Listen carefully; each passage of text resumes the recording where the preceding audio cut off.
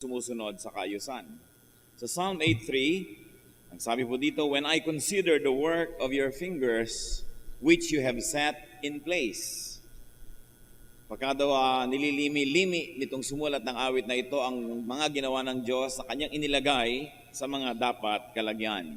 Pati ang mga bituin, may mga orbit, hindi nagbabanggaan dahil sinusunod ang kanilang tamang mga ruta at lugar. At speed, dahil kung may napabilis o napabagal, ay maaaring magbanggaan sa kalawakan ang mga planeta. God is God of order. Orderliness brings about peace. And orderliness is about being in one's set place, in one's correct place. Kaya ang sinasabi, nung ipinanganak ang Panginoong Jesus, peace on earth. Ang lahat ng gumulo ay kailangan maayos na muli, pati ang tao ay kailangan ibalik sa Diyos. So ang tao man po dapat nasa tamang lugar, geographically, positionally, and even socially. So what can upset the system? Ano ang pwedeng magpagulo sa buhay? What can threaten world peace? Kung sinasabing dapat ay may peace on earth. At ito po ang ating pagbubulay-bulayan at marapat ng ating sarili ay ating pag-aralan at humanap tayo sa Diyos ng kaliwanagan upang masuri kung tayo ay nagpapadagdag sa gulo ng mundo. Pamagat ng pag-aaral natin, enemies of world peace o mga taong wala sa lugar. Panginoong Diyos, salamat sa iyong kabutihan sapagkat maaari kaming manalamin. Bigyan niyo po kami ng pusong marunong umunawa, puso na marunong magpahalaga sa iyong mga paalala, at bigyan niyo po kami, Panginoon, ng malino na pag-iisip upang masuri namin ang aming pamumuhay at makita namin kung kami man ay nagpapagulo sa buhay ng kapwa namin. Turuan niyo po kami ngayon, Panginoon, igalang ang inyong presensya, isang puso na masunurin sa iyong kalooban ang aming hinihiling at nawa magsalita kayong may kapangyarihan. Payapain niyo po ang aming puso. Nawa, Panginoon, ay alisin niyo sa amin ang anumang bagay na maring humadlang upang kami ay maging mabubuting mag-aaral sa iyong paanan. Lead us, teach us, be our speaker. Use your servant only as your footstool, as your instrument, but be our speaker, O God. We seek your truth in the name of Jesus, our Lord and teacher. Enemies of world peace. Alam niyo po, pag may mga beauty contest, lagi nilang sinasabi ng mga contestant, ang kanilang layunin ay world peace. Ano kaya ang ibig sabihin ng world peace? Pagka merong wala sa lugar, doon may gulo. Pagka wala sa lugar, halimbawa ang timpla ng ating katawan, sumobra yung sugar, sumobra yung salt, kumulang ng ganito, kumulang ng ganon, nagkakagulo. Kung mga one-way street, sinalubong mo, nagbabanggaan, wala ka sa lugar. Kung two-way street naman at umaalis ka sa iyong lane, nababangga mo yung kasalubong, umaalis ka sa tamang speed limit, sa highway sobrang bagal ka, nabunggo ka na sa likod ng iba, o sobrang bilis ka, nakabunggo ka na ng iba, yan ang mga pagiging wala sa lugar. Disorder brings about trouble. Disorder happens when people are out of place or when they are not in the right place. When one is in the wrong place, his right place is empty. At isa yan sa mga problema pagka hindi tayo lumalagay sa lugar. Pag tayo wala sa tama nating lugar, yung tamang lugar, walang tao doon, walang gagawa. Kung ikay gwardya at dapat nakaposte ka sa pinto na ito, pag umalis ka dyan, nagkakaproblema dahil nawawala ng dapat taong nandyan sa tuwina. Pagka ikaw ay doctor on duty at bigla kang nawala at may emergency, malaki ang problema. When you are not in your right place, the right place is empty. And another problem is, when one is in the wrong place, he usurps someone else's possession. Someone is displaced. Merong nawawala ng lugar. Kasi kung wala ka sa iyong tamang lugar, kapatid, sisiksik ka sa lugar na wala ka naman dapat doon, so ang nangyayari sa taong dapat nandun, siya ang sinisiksik mo o siya ang nawawala sa kanyang dapat tayuan. And of course, when people are in the wrong places, the system is affected negatively. Kaya para sa world peace, lumagay sa lugar. Ang isang taong marunong, isang taong mature at makadiyos, lagi niyang iniisip, tama ba ang nilulugaran ko? Tama ba ang posisyon ko? May issue ang bansa, tama ba akong sumangkot o hindi?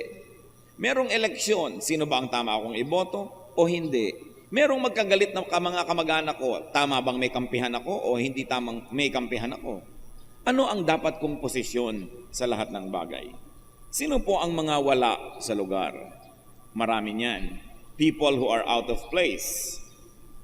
Subalit bago tayo manghusga ng iba, ang mabuti, pag makakarinig po tayo ng paalala mula sa ating Biblia at mula sa salita ng Diyos, isipin natin agad, ako kaya ito, kesa sa i-assign mo sa iba. Who are out of place o mga wala sa lugar? May pag-uusapan tayong 8. Kaya ang atin pong pamagat ay 8 kalaban ng kapayapaan sa daigdig or 8 enemies of world peace. Una, mga matandang nagbabata-bataan. Mga matandang isip bata, wala sa lugar.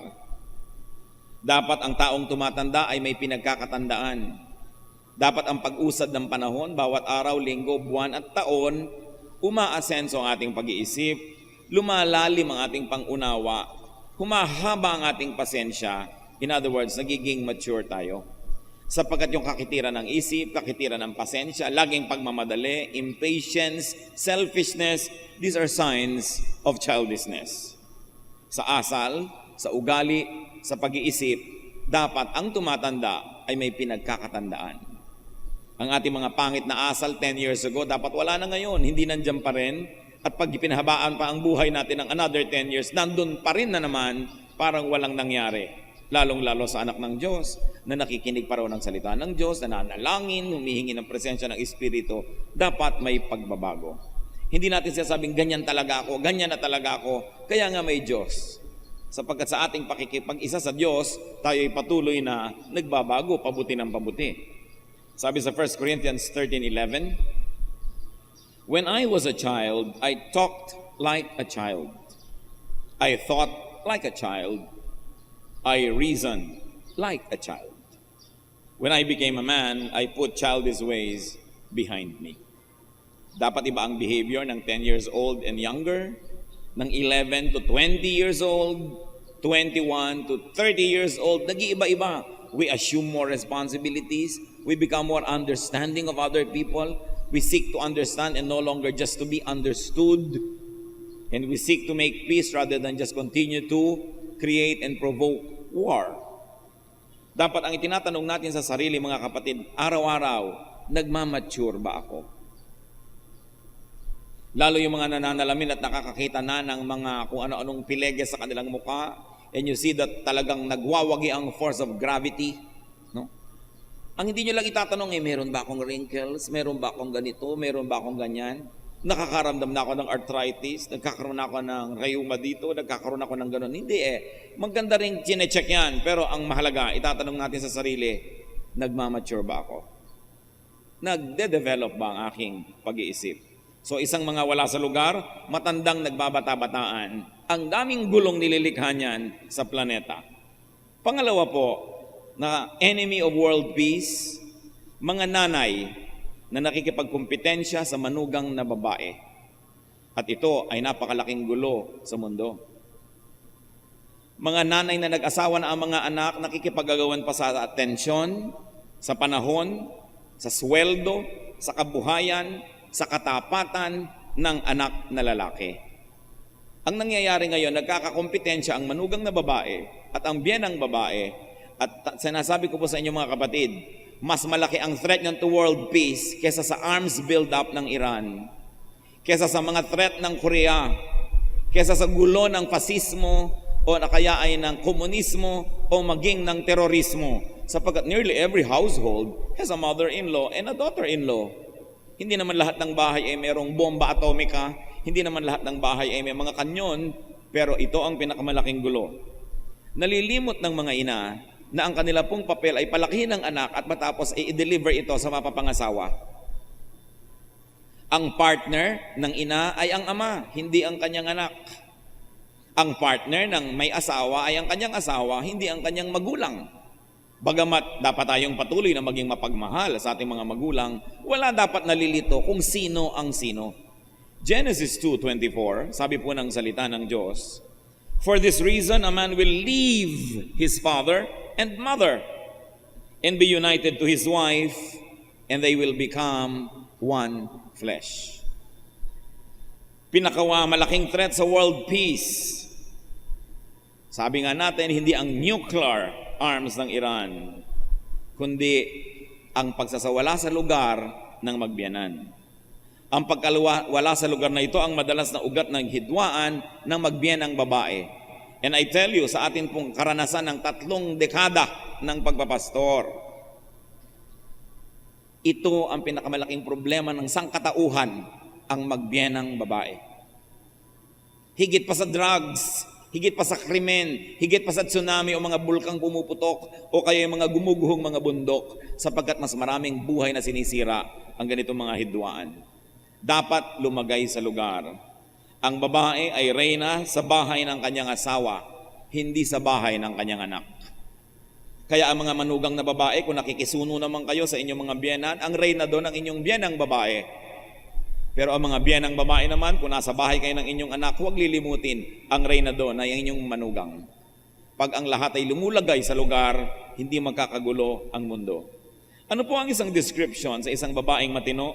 Proverbs 31:27 and 28. She watches over the affairs of her household. Her husband praises her.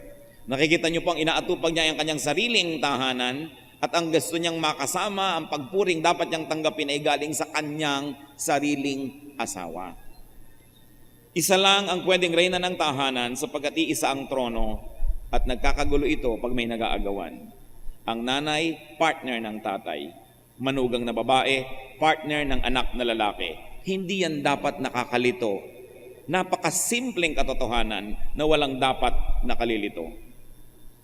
Kaya ang atin pong laging mungkahi at pakiusap sa mga biyenang babae, sapagkat kayo po'y higit na may edad, may impluensya, at nakapwesto na kayo sa inyong pwesto bago pa man ikinasal ang inyong mga anak.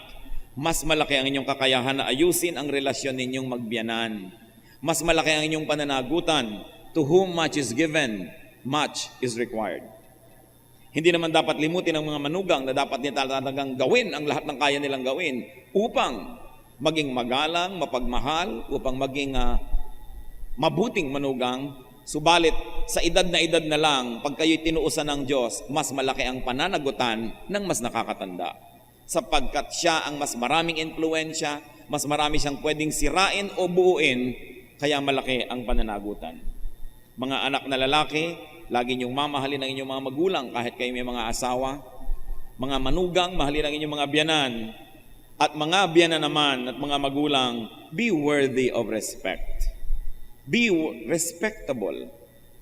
Igalang ninyo ang inyong mga sarili at igalang nyo rin ang mga nakakabata sa inyo, maging inyong mga anak at mga manugang, at matatahimik ang mundo.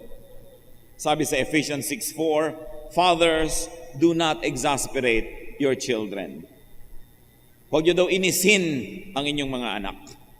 Sapagkat meron tayong kakayahan na gawin yan dahil may impluensya tayo. Meron tayong kapangyarihan. And if you're going to extend that, fathers, do not exasperate your children-in-law, kasi ang mga asawa ng anak nyo ay anak nyo rin. Isa pa pong panggulo sa mundo at sa buhay, third party sa love triangle. Isa pa ito na talagang threat to world peace. When there is a married couple and there is a third party, ito ang isang lugar sa mundo na pinakamaling matungtungan ng sinuman. Mark 10:8, the two will become one flesh, so they are no longer two, but one. In Hebrews 13:4, marriage should be honored by all, and the marriage bed kept pure, for God will judge the adulterer and all the sexually immoral. Hanapin ang tamang lugar sa mundo. Kung gusto nyo may kapartner kayo sa buhay, makipag-partner doon sa pwede rin makipag-partner sa inyo. Subalit, gawin ang lahat ng magagawa na hindi kayo mapapartner sa may kapartner na, sapagkat magkakagulo talaga ang mundo. Sa Valentine's Day na lang, litong-lito yung kung sino ang pang 14, sino ang pang 13, sino ang pang 15. May post, may pre. Alam nyo may mga post at mga pre-Valentine's, sa dami ng kadate. At magulo yan. Nasaan ka sa Noche Buena, nasaan ka sa Medianoche, nasaan ka pag Holy Week. Nagkakapalit kuminsan ng mga anniversary. Kaya yung mga iba, naglilito-lituhan na lang talaga dahil talagang nakakalito. Pero alam nyo po ang wala sa lugar, Yung kerida na nagseselo sa tunay na asawa, talagang walang-wala yun sa lugar. Ikaw labang ang nakikisingit, may gana ka pa magselos. Wala sa lugar ang magselos at makipag-compete sa tunay na asawa. Kahit ka pa nga kerida, magkaroon ka naman ng class, huwag mong limutin kung sino ka. Yan ang gulo ng mundo. Nalilimot ng tao kung sino siya. Nakikiambus-ambus lang ang gusto pa sa kanyang jackpot. Mali na nga, lagyan man lang ng konting decorum. Kaya siguro may aklat na lumabas noon, etiquette for mistresses. Kagandahang asal, no? Sa mga kulasisi. Dahil kung minsan yan pa ang mga malalakas ang loob mag-demand, magselos, walang-wala sa lugar. Isa po pong enemy of world peace, parents who live through their children. Mga nabigong maging dentista, pinipilit ang anak nila maging dentista. Mga nabigong maging engineer, pinipilit ang anak maging engineer. Dahil hindi nila maipamuhay ang kanilang mga pantasya sa buhay, gagamitin nilang props ang kanilang mga anak na tagatupad ng kanilang mga di natuloy na mga pangarap. It's out of place, making the children live out their parents' dreams and fantasies and frustrations. And you know why it's wrong? Because every person is wonderfully made. Every person is uniquely designed by God. Psalm 139 verse 14, I praise you because I am fearfully and wonderfully made. Ang bawat nilalang ay kahanga-hanga ang pagkakalikha ng Diyos. At meron siyang likas na ibinigay ang Diyos. At ano po ang tungkulin ng mga magulang? Tulungan ang batang hanapin ang likas na mga bigay na to't kaloob at siya ay doon mag-develop as a person. Parents are to help their children become what they are designed to be. Marami sa mga magulang nalilito kung anong ibig sabihin ng pagiging magulang. It is to nurture our children so that they can become what God intended them to be. Another enemy of world peace, people who live on others. Kanina, people who live through others.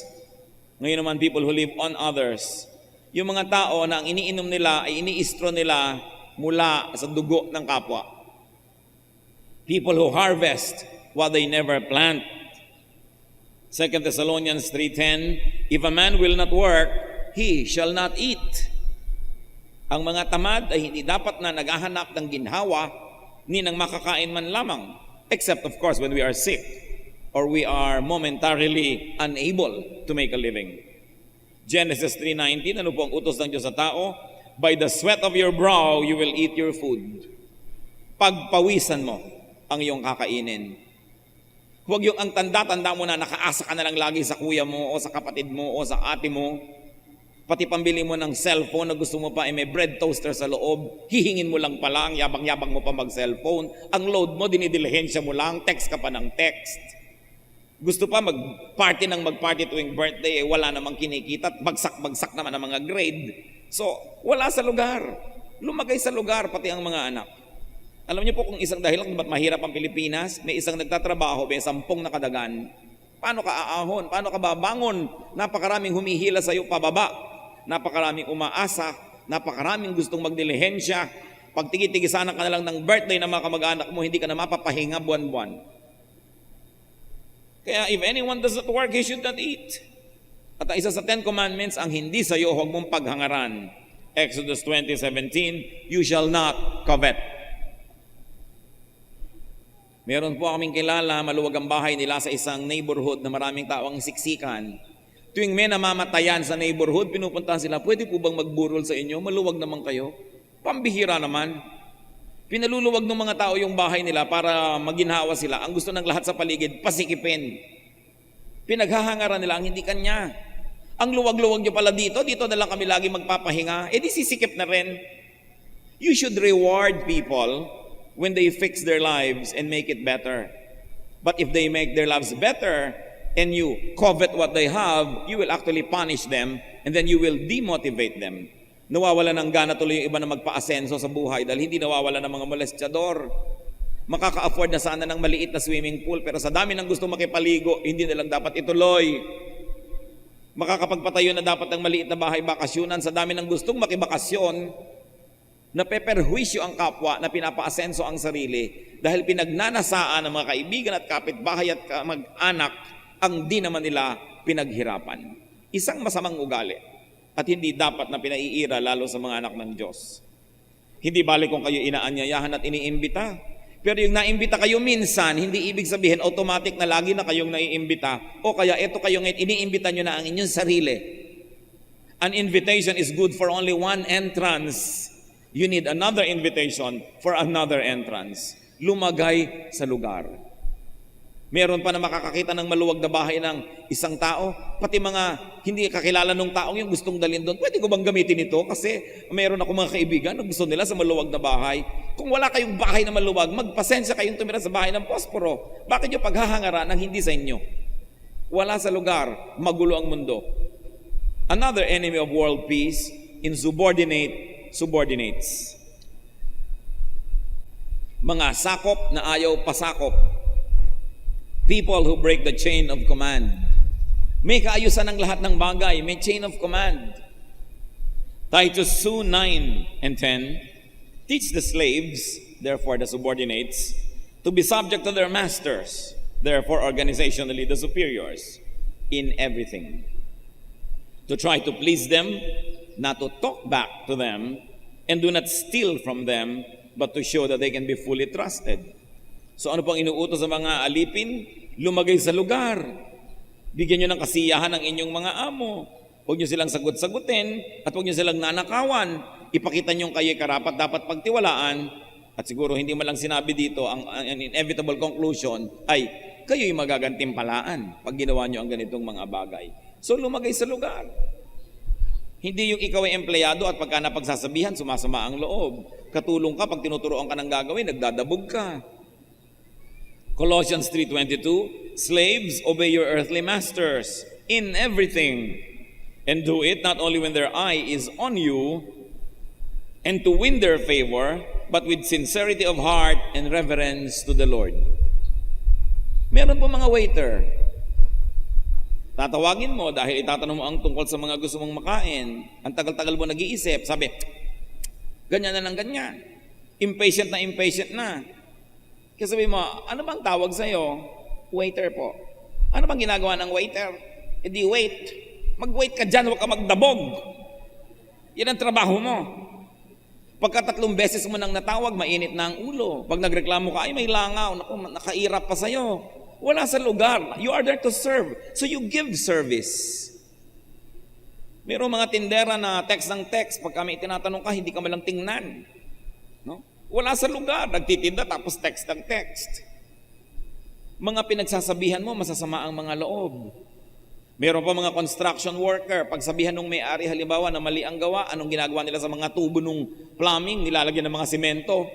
Maliit na butas na lang ang natitira. Kaya after 1 week, barado na. Pinagtatawan na nila yung may-ari. Barado ang ginawa niya. Pero hindi niya kaya alam na may Diyos na nakakaalam ng ganung mga bagay.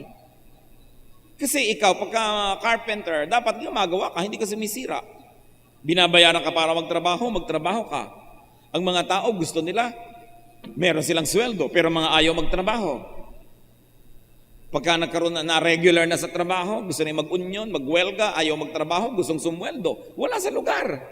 Kaya mahirap ang pag-asenso ng bayan.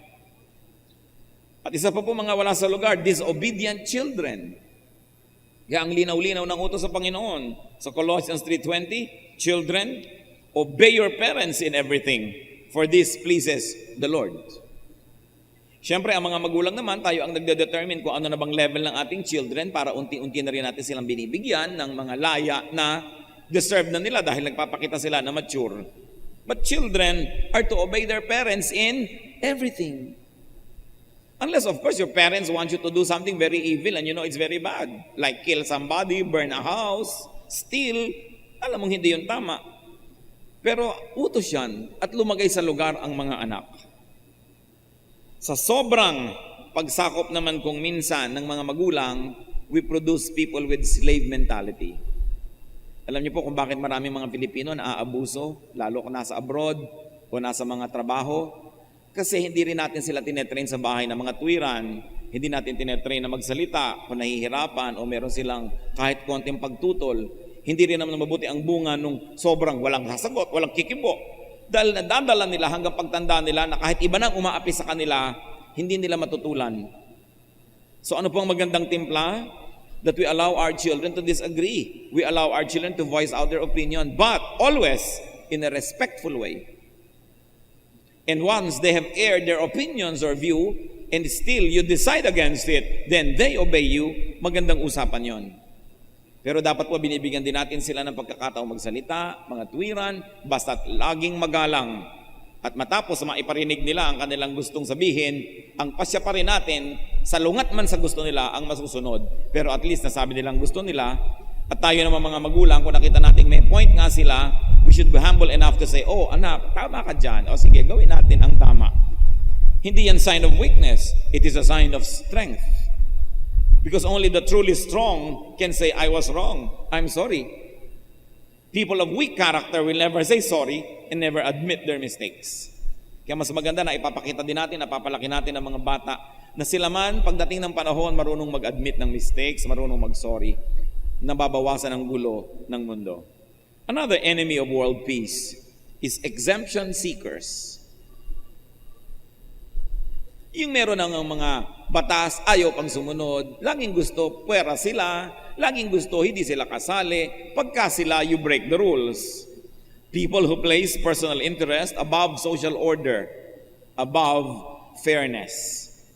2 Kings 17:37, you must always be careful to keep the decrees and ordinances, the laws and commands He wrote for you. So kung may mga ordinansa po, may mga kautusan, mga alituntunin, sundin natin. The only time when you should ask for exemption is when times of matter of life and death, of extreme emergency.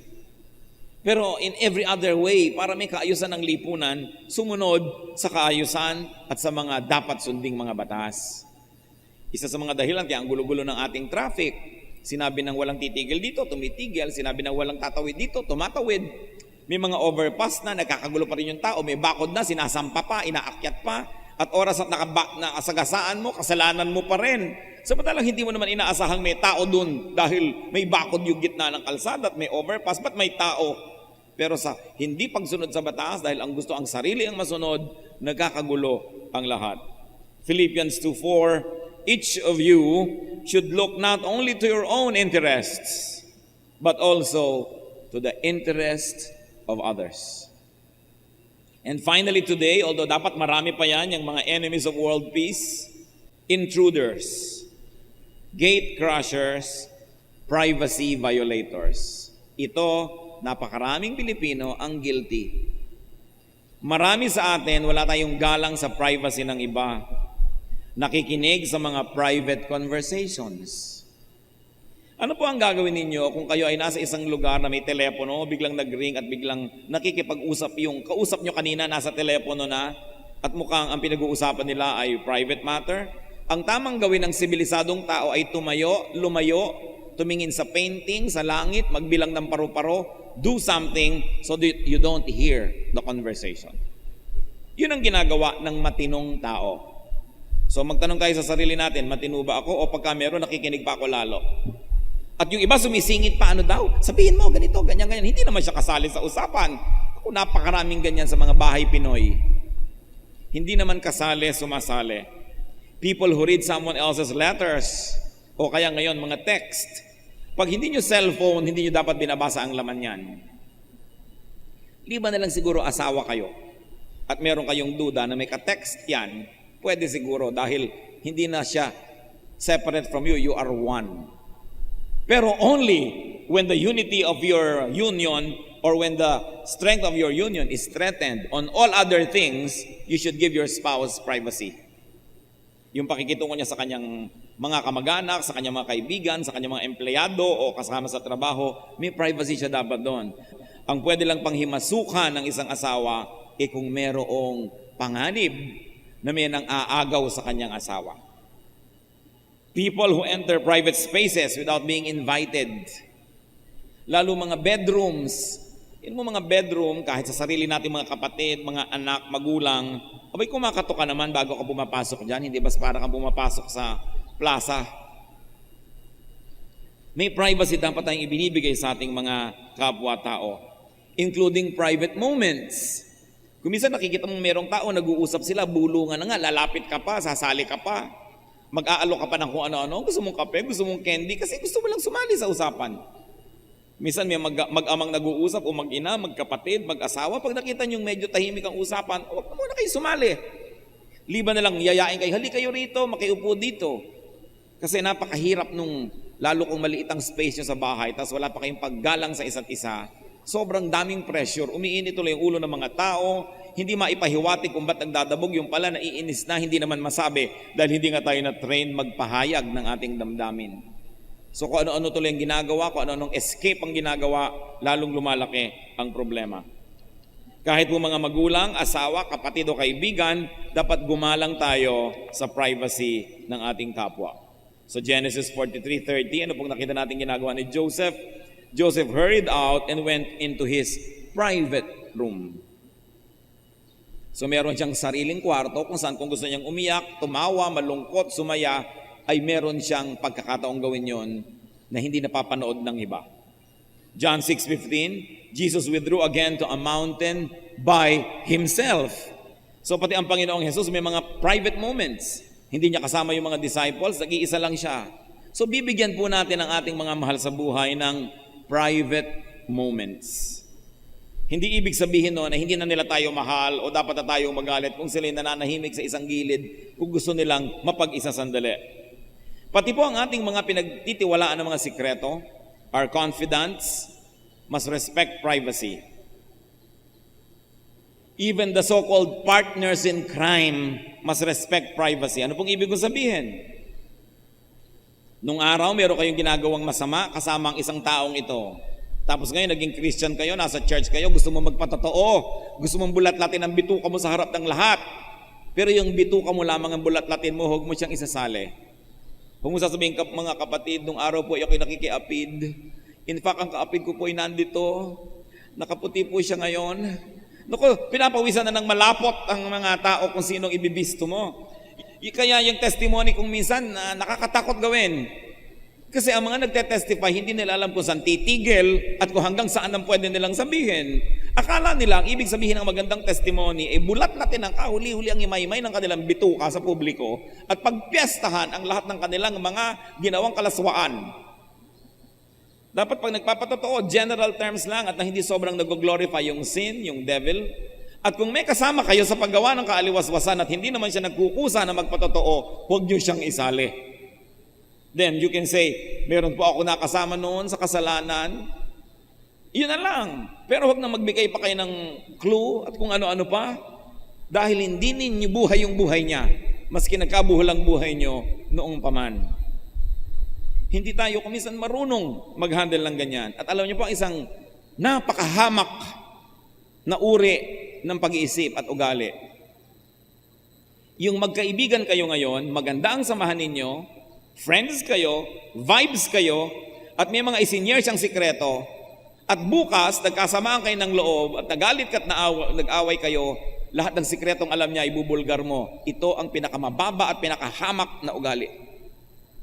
Because whatever is shared with you in confidence and in good faith must be respected, though you are no longer friends. Kung ikaw ay tunay na tao. Sapagkat kung magkaaway kayo nung araw, hindi niya sasabihin yan. Kung hindi kayo magkapalagayang loob at hindi maganda ang inyong samahan, hindi niya sasabihin yan. So sa paggalang mo na lang doon sa magandang panahon na kayo nagkakasundo, hindi mo dapat i-violate ang trust niya noon. Ngayon, kung magkaaway na kayo ngayon, may nalaman ka pa ngayon, although hindi pa rin maganda, pero kung gusto mong sabihin, yun lang. But not the things that were shared in good faith. Ang pamumuhay po, hindi lang mabuhay ka, dapat maging tunay kang tao. Kaya sabi ng matatanda, madaling maging tao, mahirap magpakatao. Sapagkat ang isang tao, pag nagtampo na, pag nagalit na, sisirain na niya pati yung magandang panahon na pinagsamahan nila noon. You must cherish and respect the sacredness of good relationships, of friendships, even though sometimes you are not friends anymore. At yan po natin nasusukat kung anong uri ng tao ang ating kausap. Kung yung dating ipinagkatiwala sa kanya dahil maganda ang samahan, ngayon ay pinagtataksilan niya dahil masama ang kanyang nararamdaman sa ngayon. Ito isang napakahamak na uri ng ugali. Proverbs 11:13, a trustworthy man keeps a secret. Kaya yan ang magandang sukat po ng ating pagkatao. Ang magandang sukat ng pagkatao ay hindi yung dami ng iyong sinasabi at ipinamamalita, kundi yung dami ng sinasarili mo na lang. Kung ano ang dami ng iyong pagtitimpi, mas maganda na salamin ng ating pagkatao. So, ano po ang mga enemies of world peace? Matandang, nagbabata-bataan, wala yan sa lugar. Nanay na nakikipagkompetensya sa manugang na babae. Hindi natin binanggit ang mga magbiyanang lalaki dahil bihirang-bihirang may gulo yung dalawang yan. 99.9999999% ang mga magbiyanang babae. At mas malaki ang pananagutan nino ng matanda o ng bata? Ng matanda. Dahil kaya nga siya matanda, dapat may pinagkatandaan siya. Huwag siyang mauna sa pagbabata-bataan. Sino pa po? Third party sa love triangle. Parents who live through their children, people who live on others, insubordinate subordinates, exemption seekers, and intruders and privacy violators. Yan po ang nagpapagulo sa mundo, hindi ang mga nuclear warhead sa Iran.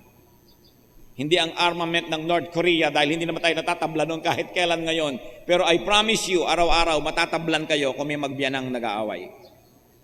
Mapepeste ang buhay nyo, magugulo pati mga kamag-anak, pinsan at lahat ng nakikihalo sa gulo at naghahanap ng balita na sasangkot. Kaya ayusin ang pamamahay. Iwasan po natin sila. Itong mga enemies of world peace. Pero, church, listen, lalo namang iwasan nating maging sila. Na tayo na pala yun, akala natin iba pa. Dapat ang tao teachable. Dapat ang tao humble and observant, lalo na sa sarili. Ang lagi nating itinatanong, am I an enemy of world peace?